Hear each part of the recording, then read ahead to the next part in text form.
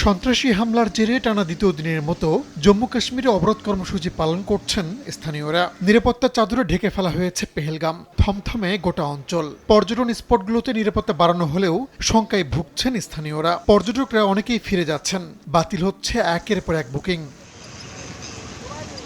হামলার ঘটনায় উত্তাপ বাড়ছে ভারত ও পাকিস্তানের মধ্যে।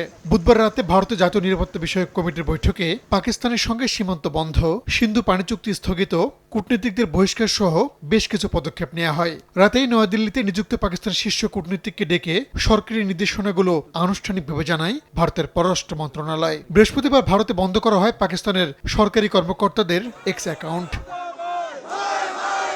পেহেলগামে সন্ত্রাসী হামলার পর বুধবার ভারতের বিভিন্ন শহরে পাকিস্তান বিরোধী বিক্ষোভ হয়েছে। এই হামলার জন্য পাকিস্তানকে দায়ী করে স্লোগান দিয়েছেন বিক্ষোভধরা। পরবর্তী করণীয় ঠিক করতে সর্বদলীয় বৈঠকের ডাক দিয়েছে মোদী সরকার। এদিকে ভারতের পদক্ষেপের পাল্টা জবাব দিতে জাতীয় নিরাপত্তা কমিটি জরুরি বৈঠক ডেকেছে পাকিস্তান। বৈঠকে সামরিক ও বেসামরিক শীর্ষ কর্মকর্তারা উপস্থিত থাকবেন বলে জানা গেছে। ভারত পাকিস্তানের বিরুদ্ধে মিথ্যা অভিযোগ আনছে বলেও দাবি করেছে দেশটির অনেক রাজনীতিবিদ।